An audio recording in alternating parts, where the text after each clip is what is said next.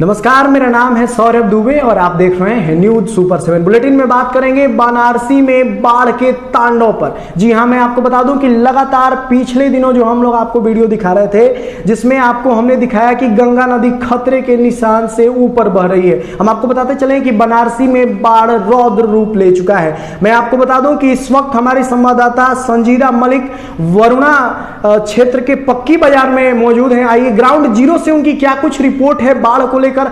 संजीदा मलिक से हम सीधे जुड़ चुके हैं। आइए बात करते हैं क्या कुछ वहां पे है। संजीदा, आप बताइए कि आप क्या कुछ देख पा रही हैं और क्या कुछ स्थिति है वहां के लोगों की, बाढ़ पीड़ितों की। तो आप यहाँ देख सकते हैं जो बाढ़ का पानी है वो घरों में भी घुस गया है। आप देख सकते हैं यहाँ पूरा एक मंजिला पानी है जो कि पूरा पानी से मकान डूब चुका है। तो जैसा कि आप देख रहे हैं यहाँ बाढ़ की वजह से सारे मकान डूब चुके हैं। आइए हम कुछ लोगों से बात करते हैं कि उन्हें किन किन दिक्कतों का सामना करना पड़ा है। मुझे ये बताइए कि क्या सरकार की ओर से जो मदद मिल रही है यहाँ तक वो पहुँच पा रही है? कोई मदद यहाँ तक नहीं पहुँच रही है। आज बाहर के पंजाब वाले आ रहे बस लाई लेके, खाली लाई एक पैकेट पावरोटी बस, और कोई मदद नहीं आई है। परेशान हम लोग के तो हर तरीके से है, वो तो आप लोग देख ही रहे हैं कि कितना आदमी को परेशानी है। बच्चे परेशान हो रहे हैं, दूध पानी बिना, हर बिना। घर में 8 बच्चे हैं। हाँ, सब परेशान बने हैं एकदम। नाव से डर है निकलने में भी, फिर नाव पलट जाए, कुछ भी हो सकता है। मकान छोड़ के कहाँ जाएगा आदमी? अब तक सरकार की ओर से कोई और मदद? कोई मदद नहीं, कोई नहीं। सरकार और किन परेशानियों का सामना कर रहा है? उनमें पानी का, दाना का, हर चीज का सामना है। पानी भी नहीं है, लाइन तो कटी गई पानी की वजह से। सांप बिच्छू हर चीज का तो डर है। यहाँ बाढ़ पीड़ितों की जो आप सुन सकते हैं, देख सकते हैं, यहाँ लोग काफी परेशान हैं और सरकार की ओर से भी यहाँ कोई मदद नहीं मिल रही है। यहाँ जिससे परेशानी ये है कि यहाँ पानी नहीं है, बिजली नहीं है, महंगाई। अब इसी तरह हम लोग रह रहे हैं, खाने पीने की भी दिक्कत हो रही है। अकेले रह रहे बच्चों को परेशानी की वजह से मैके भेज दिया आपने। आदमी को काम धंधा करना, काम अकेले दिन भर काट रहे, यही है परेशानी है। एक तो ऊपर तल्ला नहीं बना है, तिरपाल पर डाल के जिंदगी काटना पड़ रहा है। सामान लेके कहाँ जाए इतना। अब एक बैग पानी भी आ गया है कि जो हम लोग लेके निकल भी नहीं पाए। और गिरस्ती इतनी है कि मेरे नीचे समझ ली फ्रिज व्रिज सब डूबी हुई है। सीढ़ी उड़ी तो रहा नहीं इतना सामान ऊपर जाए, थोड़ा बहुत जो भी ऊपर आया आ गया। सरकार की ओर से कोई मदद मिल रही है? अभी नहीं, अभी कोई मदद नहीं। कोई मदद नहीं। सरकार तो बाढ़ पीड़ितों के लिए बहुत मदद नहीं कर रही है। एक बार लोग आए रहे, 1 पैकेट दूध 10 वाला और 3 पैकेट बिस्कुट 20 बस। तो आप लोग सारा दिन ऐसे ही छत पे बैठ के गुजारते? हाँ, घर के गुजारे अकेले हम भी हैं, सामने देखिए वो भी अकेली है। मजबूरी है। अब बच्चों को लेकर तो रह नहीं सकते, पानी की भी कमी थी, इसलिए अपना जो पानी है उसी में अकेले गुजारा कर। बाहर से वही फिल्टर वाला पानी मंगवा लेते हैं, 1 बोतल 2 बोतल जो भी मिल जाता है, फिर उसी में अपना करना पड़ा है। हमें 2 चीज़ का बहुत ज़्यादा परेशानी है। यहाँ पे एक तो पानी की दिक्कत है और दूसरे यहाँ पे बत्ती की दिक्कत है। और जब हम लोग छत पर सोते हैं ना, मच्छर काटता है, सो नहीं पा रहे, दिन में आराम नहीं कर पा रहे हैं। बहुत परेशानी है इस वक्त ज़्यादा से ज़्यादा परेशानी है पीने के पानी की। जैसे सरकार हम लोग की मदद करे, पानी भिजवाएगी, खरूज दाना से क्या होगा? पानी से ना होगा, इंसान पानी से जिंदा रहता है, खाना मिले ना मिले। लेकिन तो क्या इस वक्त अभी लाइट है? इस वक्त लाइट नहीं है। जब लाइट पानी ऊंचा होता है तो लाइट कट जाती है। कितने दिन हो गए? 4-5 रोज हुआ। अच्छा, तो यहाँ ये जो कह रही हैं कि 4-5 दिन हो गए और लाइट भी नहीं है।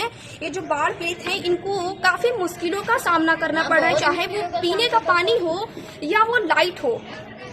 तो आप लोगों ने देखा बाढ़ की वजह से जो शास्त्री घाट का इलाका है वो पूरी तरह से डूब चुका है। करीब 1 मंजिला मकान पूरी तरह से डूब चुका है और जो यहाँ के लोग हैं काफी परेशान हैं क्योंकि उन्हें काफी दिक्कतों का सामना करना पड़ रहा है। और यहाँ जो बिजली है वो भी नहीं मिल पा रही है, खाने पीने का सामान वो भी। और सबसे ज्यादा लोगों की परेशानी है कि यहाँ जो सरकार की मदद मिल रही है वो यहाँ तक नहीं पहुँच पा रही है। संजीदा मलिक, कैमरामैन रेहान के साथ न्यूज सुपर 7।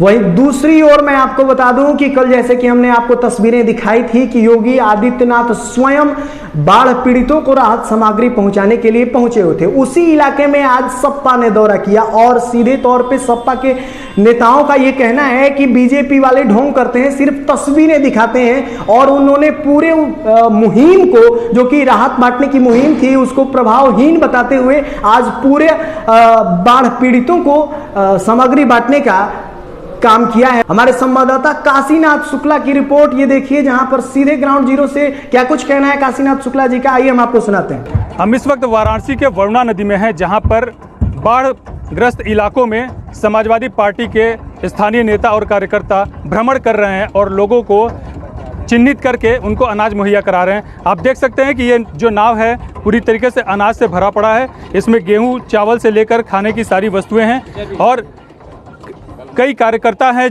यहाँ पर बैठे हुए हैं साथ में। और ये जो नाव है अनाजों से भरी पड़ी है और लगभग शास्त्री घाट से पुराने पुल तक सबको बांटते हुए यहाँ पर अभी तक पहुँच पाए हैं। हमारे साथ कुछ स्थानीय नेता हैं, इनसे हम बात करेंगे कि आखिर क्या ज़रूरत आ पड़ी कि इनको अनाज वितरण करना पड़ रहा है, क्योंकि सरकार वितरण कर रही है, लोगों को चिन्हित कर रही है। हमारे साथ स्थानीय नेता, इनसे बात करेंगे। सर, अपना नाम और परिचय बता दीजिए। मैं डॉक्टर ओपी सिंह, पूर्व अध्यक्ष समाजवादी पार्टी। क्या ज़रूरत आ पड़ी कि योगी भी आए थे कल, उन्होंने भी अनाज वितरण किया, भाजपा के कई मंत्री अनाज वितरण कर रहे हैं, लगातार जो है बाढ़ग्रस्त क्षेत्रों में जा रहे हैं, लोगों से संपर्क कर रहे हैं, समाजवादी पार्टी को क्या ज़रूरत पड़ी?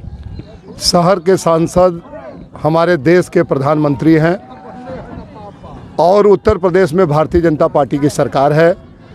सरकार को जिस रूप से काशी के लोगों के बीच में रहना चाहिए, शहर के सांसद देश के प्रधानमंत्री को जिस तरीके से बाढ़ पीड़ित इलाकों को ध्यान देना चाहिए, देश के प्रधानमंत्री और प्रदेश के मुख्यमंत्री दोनों इस सवाल पर फेलोर है और पूरे काशी की जनता त्राह त्राह कर रही है।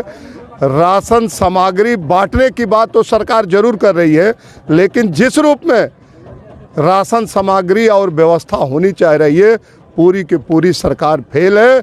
और देश के प्रधानमंत्री और उत्तर प्रदेश के सरकार से मांग करना चाहता हूं कि ये काशी के लोग हैं, इन सब बातों को आने वाले समय में ध्यान रखेंगे और इनकी ये जो स्थिति है, काशी की जनता इस सवाल पर इनके साथ कभी भी किसी चुनाव में खड़ा होने का काम नहीं करेंगे। इसलिए मैं चाहता हूं कि देश के प्रधानमंत्री, उत्तर प्रदेश के मुख्यमंत्री यहाँ बाढ़ पीड़ित इलाकों में प्रॉपर व्यवस्था करावें ताकि जनता को राहत मिले। ठीक है। इसके अलावा सबसे बड़ी समस्या जो है, बाढ़ग्रस्त जो इलाके हैं, जो डूब गए हैं मकान, उनमें जो महिलाएं हैं उनको खासा दिक्कत होती है। सुरक्षा को लेकर के वो काफ़ी असहज महसूस करती हैं। ऐसे में आपसे हम जानना चाहेंगे कि सुरक्षा को लेकर आपके नज़र में क्या ये व्यवस्था है, सरकार की तरफ से या जिला प्रशासन की तरफ से क्या व्यवस्था की गई है? देखिए, सबसे पहली बात तो ये है कि आज ये बाढ़ पीड़ित क्षेत्र है, यहाँ एकदम दुखद स्थिति हम समाजवादियों ने देखा कि बच्चे इतनी भयावह गंगा में घर में हम लोग पहुंचने का काम किए, उनको पानी दिया, अनाज दिया, हम लोग हर संभव मदद करने का हम समाजवादी साथियों ने काम किया है। तो समाजवादी सबके साथी होते हैं और समाजवादी हम साथी बन के हम लोग, हमारी कोशिश होगी कि हर बाढ़ग्रस्त क्षेत्रों में, हर घरों में पहुंचकर हम लोग अपने सामर्थ्य के अनुसार जो भी मदद होगा, तन मन धन से हम लोग समर्पित भाव से लगे हैं और आगे भी लगे रहेंगे। भाजपा सरकार के सामने सबसे बड़ी चुनौती आई सबसे पहले कि कोरोना को लेके जनता खुश है कि उनसे नाखुश है, ये बताइए। और साथ में जो अभी जो बाढ़ की स्थिति आई है, 2022 के चुनाव में क्या होने वाला है, जनता किधर देख रही है, भाजपा की तरफ, सपा की तरफ या फिर कांग्रेस बसपा की तरफ? कोरोना काल में आप सब समाचार और साथी, समाचार पत्र के पत्रकार साथी हैं। कोरोना काल में भारतीय जनता पार्टी की सरकार एकदम फेल थी। न ऑक्सीजन, न हॉस्पिटल और न दवा की व्यवस्था सरकार द्वारा किया गया। और काशी में मेरा मानना है कि कम से कम 10,000 लोग काशी के कोरोना के वजह से मरे होंगे मिनिमम। और वो 10,000 लोग इंतजारी कर रहे हैं कि भारतीय जनता पार्टी चुनावी मैदान में कब आएगी। और महंगाई चरम सीमा पर है। जो 70 रुपया सरसों का तेल था वो 210 रुपये में बिक रहा है। गरीब आदमी, ठेला वाला, खोमचा वाला, अंडा वाला, यह ऐसे लोग जिनका छोटा मकान, छोटा परिवार, छोटा घर और छोटी रोजी रोटी के व्यवस्था से जो काशी में चल रहा था, ये सब लोग पलायन कर रहे हैं और आने वाले समय में इस शहर में गरीब आदमी नहीं रह पाएगा। महंगाई पर सरकार का कोई कंट्रोल नहीं है, कानून व्यवस्था पर कोई कंट्रोल नहीं है, बेरोजगारी पर कोई व्यवस्था नहीं है। मजदूर, किसान, नौजवान सब परेशान हैं और आने वाले समय में आपको ये बताना चाहता हूँ कि जनता भारतीय जनता पार्टी को इलाज करने के लिए तैयार बैठी है और आने वाले समय में भारतीय जनता पार्टी का जवाब जनता देगी, ये मेरा मानना है। हमारे साथ और भी लोग हैं, इनसे बात करेंगे। आप ये बताइए कि जिन मुद्दों पे आप चुनाव 2022 में लड़ने जा रहे हैं, वो मुद्दे आपके सरकार में कैसे थे और इस समय कंपेयर करके कैसे दिखते हैं? देखिए, अभी तो हम सब जो है बाढ़ राहत के मकसद से निकले हैं। हमारी मंशा बहुत साफ है कि ज़्यादा से ज़्यादा जो बाढ़ से प्रभावित परिवार है उसको राहत दे सके। जो भारतीय जनता पार्टी जहां जाने में असमर्थ है, भारतीय जनता पार्टी की सरकार, जो योगी सरकार है, जहां जाने में असमर्थ है, हम वहां तक भी पहुंच के राहत पहुंचा सके। कई माताओं बहनों से हमने पूछा कि आपके पास कोई आप आया था, तो उन्होंने जवाब दिया कि नहीं, हमारे पास आप पहले व्यक्ति हैं, आप लोग पहले लोग हैं जो आए हैं। तो ये हमारे लिए सुखद एहसास है कि कहीं ना कहीं माननीय अखिलेश यादव जी के निर्देश पे और समाजवादी पार्टी कार्यकर्ताओं के उत्साह और जोश के साथ हम सब उन घरों तक पहुंचने में सफल हो रहे हैं जहां कोई नहीं पहुंच पा रहा है। सरकारी अमला भी वहां असफल हो रही है। तो मैं मांग करूंगा कि सबसे पहले तो मोदी सरकार यहाँ पिछले 6 साल 7 साल से है, बनारस में सांसद हैं मोदी जी, तो ऐसी सरकार की ऐसी व्यवस्था हो कि यह विभीषिका जैसी स्थिति ना उत्पन्न हो। इतना ठोस शासन प्रशासन के स्तर पे जो है इतना रणनीति बने कि बाढ़ जैसी विभीषिका बनारस जैसे शहर में, जिसको क्योटो बनाने का वायदा उन्होंने किया था, वहाँ पे ऐसी स्थिति प्रॉपर शहर में न देखने को मिले। ये प्रॉपर शहर के बीचों बीच की स्थिति है। कहीं नक्की घाट है, कहीं वरुणा पुल है, ये सब शहर का आज हृदय स्थली माना जाता है और यहाँ बाढ़ की विभीषिका से लोग गुजर रहे हैं। तो ऐसे में हमें नए सिरे से विचार करना होगा कि इस तरीके के संकट प्रॉपर शहर में रहने वाले उससे रूबरू ना हो। हमको ऐसे योजना पे काम करना चाहिए। सरकार को ऐसी नीतियाँ बड़े बड़े वैज्ञानिक और विशेषज्ञ हैं उनकी सलाह से जो बनानी चाहिए, ताकि ये बार बार की स्थिति ना हो।